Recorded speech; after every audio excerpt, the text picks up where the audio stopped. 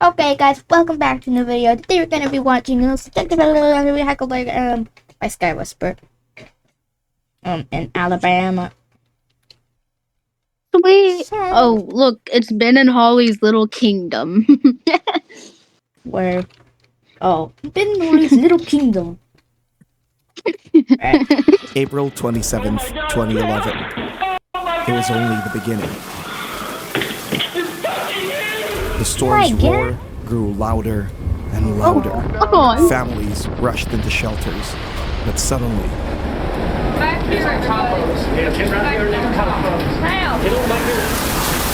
The roof was torn off. The tragedy didn't stop there. 73 more lives were lost that day. Hey guys. It's like the movie trailer. On April 25th, severe storms swept across the southern plains and the lower Mississippi Valley. Like, it was frightening to realize that one person gets killed. But 70? That's these insane. storms spawned tornadoes for most of Arkansas, as well as parts of Missouri, Oklahoma, Texas, and Louisiana, including several EF2s that damaged homes and businesses. Deadly mix of tornadoes and flooding in Arkansas overnight. Hardest hit in Arkansas was the town of Valonia. What appears to have been a massive tornado destroyed most of that town. And 50 homes were destroyed. Statewide, at least 7 people were killed by severe weather. Then all heck broke loose and something come crashing through the front door, and it just, we just thought the house was going to explode any second. Heartbreaking. Everything you've worked for all these years just gone. But the worst part was that this was only the beginning. The next day, April 26th, the outbreak moved east into the Tennessee and Ohio valleys, where another 55 tornadoes touched down across the U.S. At first, they seemed like isolated events, damaging homes, power lines, and roads. Glad we weren't alive for in this. reality, they were setting the stage for what would become the most terrifying day of all. My parents had to survive this. 2011. It looks like it's up into Itawamba County now. There seems to be 2 different circulations that are working up through there. So no formal tornado warning for Marion, but we do have the one for Pickens and for Lamar. 3 a.m. The first tornado touched down near Scottsville, Marion County. It is very likely that there's a tornado on the ground in northeast Marion County. Likely? Do you not know? Right across Bear Creek, very near I'm just guessing. I mean, your parents aren't in Hackleburg. Probably not. If you are in that place, you need to be in a safe place immediately. Rated an EF3, Twister destroyed many homes across Marion and Franklin County, and also caused the first fatality of the day. After the first tornado, several more formed through the early morning. County, take cover immediately in the city of Coleman, out to Berlin and Holly Pond, Hanceville, Phelan, Bolte, and Welty. All those spots need to be in a safe place. Lowest floor of your home, away from windows. If you're in a mobile home, you've got just a matter of minutes. As the afternoon progressed, weather conditions across the southeast became increasingly unstable. As a result, the SPC was upgraded to high risk for... Gosh, this area is dead, pretty much. Dude, those videos in the beginning where like they were recording and then like the tornado just hit them. When I see those videos, I always think AI, but I know they're real. Oh, it's so scary. Like, we have this big chunk of weather, then we just have this little one over here. Severe weather around 1 p.m. 1:45 p.m. The Storm Prediction Center issued a particularly dangerous situation tornado watch for much of Alabama and parts of Mississippi, Tennessee, and Georgia. So we have a tornado warning for 2 separate circulations. One will be coming through northern Sumter, northern Greene, possibly affecting southwest Tuscaloosa County. The other one is here at Pickensville. Soon after, clusters of supercell thunderstorms developed across Mississippi and Alabama, and several of them began producing strong and violent tornadoes. Is that a horse? 2:40 p.m. in Alabama. Get your horses in! A strong multi-vortex twister touched down on the north side of Lewis Smith Lake. As it tracked towards Coleman, the intensity reached an EF3, resulting in numerous trees being snapped and houses being swept away. And if you're north or east of Coleman, you need to be in a safe place as well, because that is a violent, large, dangerous tornado. that is coming through the city of Coleman right now. Several tower cameras caught the tornado live in action, watching it intensify to a terrifying EF4 as it tore through downtown Coleman.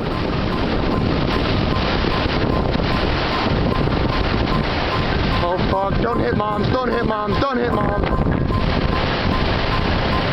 I was going right towards moms, oh shit.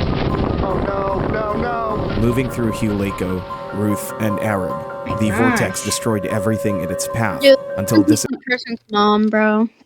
dissipating It's okay, the mom has invincibility for this one. southeast of New The mom has the mom has a plot armor. the first signs that this outbreak was about to become historic. 3:05 p.m. Another tornado touched down 5 miles southwest of Hamilton in Marion County, Alabama. It began moving to the northeast, leaving behind a trail of damage. In the beginning, the twister ranged between EF1 and EF2, but as it approached US Highway 43, it took a monstrous turn, intensifying rapidly to EF4 strength. Tornado is near Hackleburg. If you're in Hackleburg, you need to be in a safe place now. Same thing up around Phil Campbell. And if power is out in Phil Campbell and you know that folks are there, and we keep repeating ourselves with this, but it's a very serious situation. The homes and brick structures Watching of Southwest Hackleburg this in tornado season hits different. no match for the screeching winds of up to 170 miles per hour, and many crumbled to the ground. But this was just the beginning. You need to be in a small room on the lowest floor, near the center, away from windows. Nobody should be in a mobile home during Bro, doing his work on an Apple laptop. a tornado, and nobody should be in a vehicle of any kind, car, truck, bus, or van. The twister began moving towards Hackleburg, running parallel to Highway 43, and intensified again. Wait, when was this? What day was this? Were they on a school day? That would be crazy. Hackleburg, Yeah. running parallel to Highway 43, actually so and scary in intensified school. again, this time to an EF5 strength. With Ooh, winds up EF5. to 210 miles per hour and a width of 0.75 miles. When a violent tornado approached Hackleburg, Tabitha Kelly Harper huge. begged her fiancé, Chris Dunn, to join her in the shelter. He refused, saying he wasn't afraid. The tornado struck their neighborhood. Tabitha survived underground. When she emerged, everything was gone. Dunn's body was found 200 yards away near a creek, and their pit bull, Bear, was found in a nearby tree. Did he survive? Did he survive? 4 p.m. The windstorm continued towards the heart of Hackleburg, ripping asphalt off the ground. Guy didn't just survive because it said dead body. And leveling structures completely.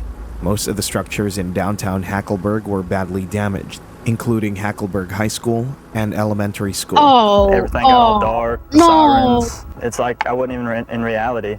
Destruction surrounds their field, their school completely destroyed, the field house no longer in use. Over here, the press box, it's not there. Dude, I would Several be so subdivisions scared and if I was in school and this happened. Businesses also faced the storm's unrelenting wrath. Piggly Wiggly, the only grocery store in Hackleburg, Sorry, bro. Piggly Wiggly. Piggly was left Wiggly. Bro was trying so hard not to laugh. in a terrible state. But the manager, Dennis Whitfield, That was is a lucky huge- and survived Oh my by gosh. hiding under the produce Oh, rack. rest in It peace, also crushed Piggly the Wiggly. massive Wrangler plant, Rest in peace, Piggly Hackleburg's Wiggly. biggest employer. Many second shift workers escaped, but office supervisor Linda Knight was killed when a roof beam collapsed. Jeans from the Wrangler factory were later found 40 miles away in Cortland, Alabama, showing the tornado's immense power. As the twister Sorry, what? Hang on. Let's see something. Cortland, Alabama, Are those showing Lego bricks? Yeah. the tornado's They look like Lego immense bricks. power.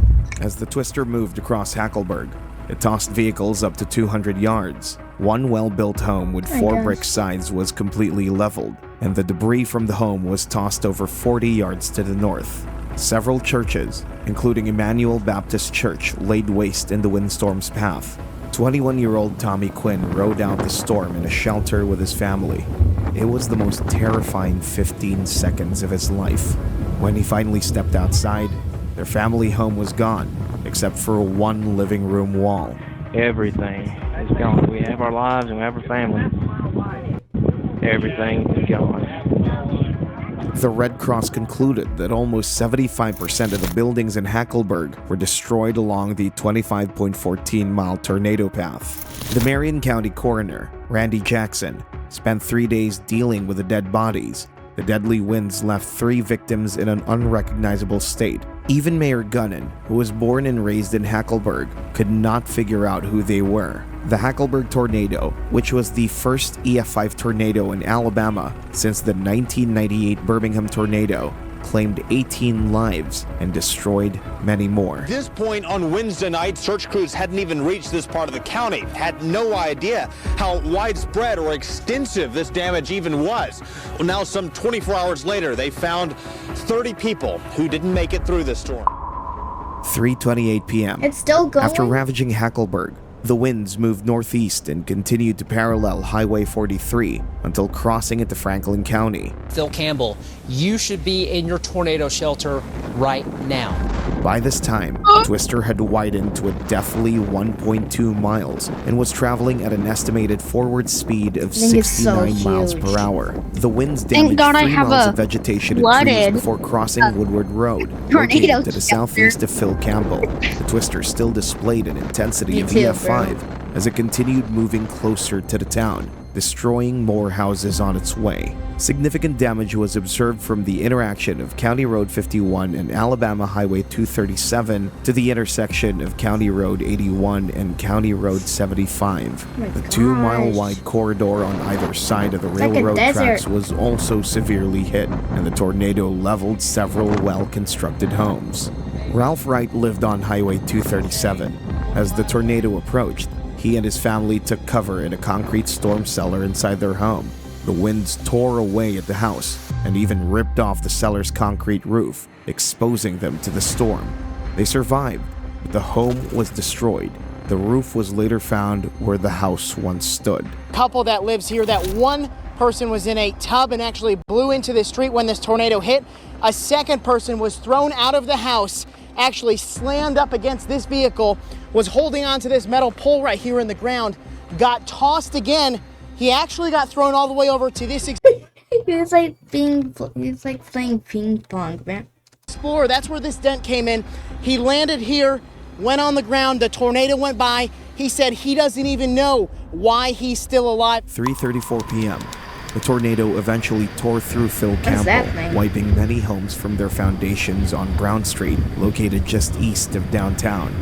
Bonner Street, which runs parallel to Brown Street, had several small blocks of homes. But after the tornado passed, almost the entire block was destroyed. A 25-foot section of pavement was also sucked up and scattered. Chunks of the pavement were found in a home over a third of a mile down the road. The monster damaged 3 churches in Phil Campbell, destroying one of them completely, except for a slab that was left behind. As soon as it was over, my dad and my son got in the truck with the chainsaws and everything because they knew that they were going to have help to, start cleaning up. We knew it was bad. And they got as far as our church, and they came back to the house and said that our church was gone, and my son said, "Mama, there are dead bodies everywhere." And we got out and just started working and doing whatever we could to help. After taking 2 more lives, the storm exited Phil Campbell towards the northeastern side, roughly along County Roads 81 and 82, and towards the rural community of Oak Grove. By this time, the tornado had reached its peak with, at more than a mile, an EF5 intensity. 3:42 p.m. The Twister unleashed its full fury as it struck Oak Grove along County Roads 38 in Smith Lane. That sounds very familiar. Constructed home with extensive anchoring was razed, with debris carried well away from the site. A Corvette sports car was mangled and thrown around 640 feet, and a large vehicle was missing. A block home along Smith Lane was wiped out entirely, with the only thing left standing being a small piece of the metal truss of a chicken house. Exiting the Oak Grove community, the tornado continued into Lawrence County while still maintaining its EF5 strength. 3:53 p.m. The tornado struck Mount Hope. Many single-family homes and Mount Hope's restaurants stood in the wind's path, and when they finally struck, nothing but foundations and piles of debris remained in the area. Mobile homes in Mount Hope also faced the full force of the storm, many of which were destroyed or had their frames mangled. Some residents were quick to take shelter, and others were spared. One of those families ran inside a storm pit and shut the door moments before disaster struck.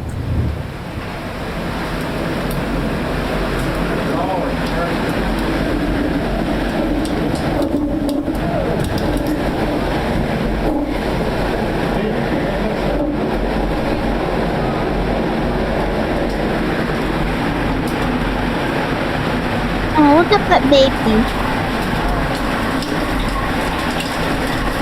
Close the door!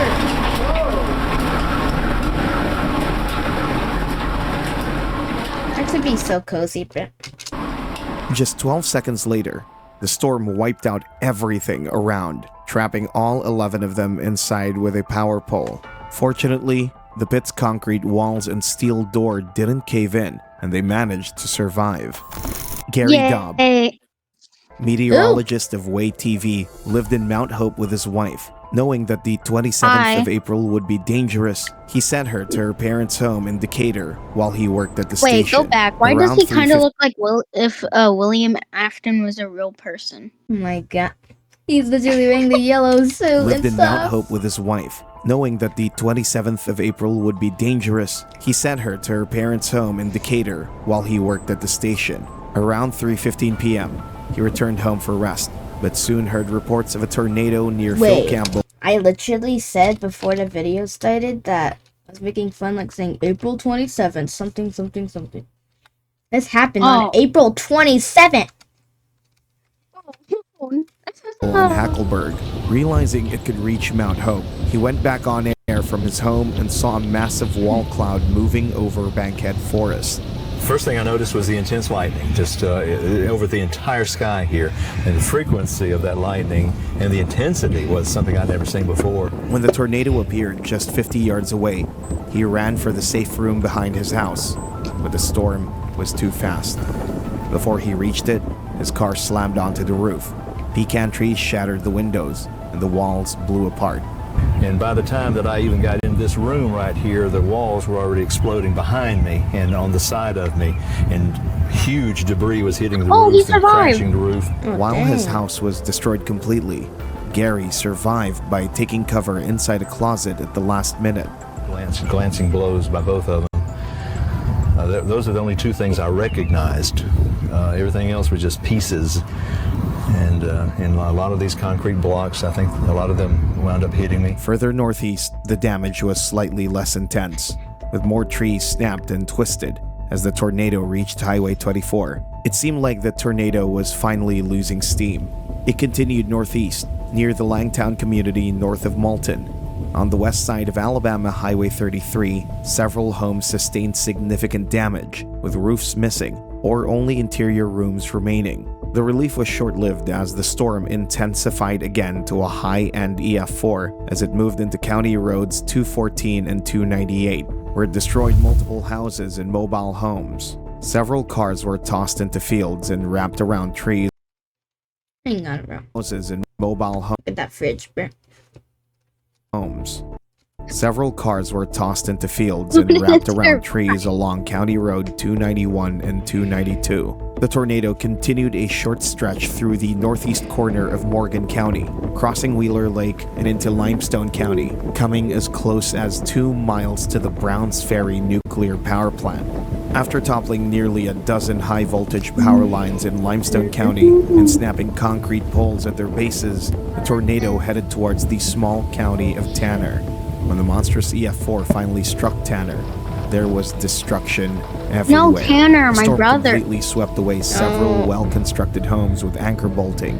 One of those houses was scattered over 300 yards, with large items carried to unimaginable distances. The storm also tossed a large cargo container around 600 yards, and many cars stayed airborne for hundreds of yards. Crossing US 72, the twister continued into East Limestone, a more populated area of Limestone County. Moving at an intensity of EF3, the storm tore through a subdivision at the corner of McCully Mill Road and Capshaw Road. Crossing into Madison County, the tornado struck the suburban communities of Harvest and Tony. That's so dark, bro.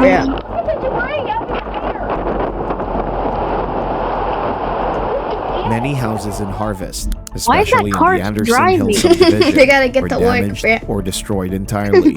A Piggly Wiggly grocery store, a convenience store, and a local bank were all severely damaged and remained closed for months after the catastrophic event. In Tony, the tornado tore through multiple weakly anchored homes at an EF3 intensity until weakening rapidly to an EF0 southwest of Hazel Green and dissipating near Gladstone at 4:50 p.m. when rescue teams finally reached all the affected areas. The real why is the tornado still going, the Hackleburg-Phil Campbell tornado remained active for 102 miles, the third longest track tornado of the entire outbreak. This violent storm claimed 71 lives, making it the deadliest single tornado ever to strike Alabama. It's crazy, and the cars flipped upside down with car alarms going off. You know, you hear a car alarm in the parking lot at Walmart, but when you see 3 of them laying in a cotton field with the car alarms and the lights flashing, it's a whole different ball game. It's going to take a lot of healing. A whole different so many lives have been impacted. Children, we've lost children. We've lost faculty members, church members. It's going to take a long process of healing. It's going to take a long time. In just minutes, entire neighborhoods vanished, families were torn apart, and the landscape itself was changed forever. Its fury was so unmatched that it became the deadliest U.S. tornado since the 1955 Udall, Kansas disaster, a haunting reminder of nature's power and how a single storm can leave scars that never fade. Scary, man. I'm very aware of tornadoes. I'm very aware about their power. We've dealt with. That's we've dealt with like how much? I haven't dealt with. I dealt with one in my life, I think, as I remember. Well, there was more like around our area, but it was like only one was at like our town. I've only experienced one, and it really didn't. I did not. It was not that. It's not historic, but. Oh, it's so historic. Alright, well, that's the end of today's video, guys, everybody.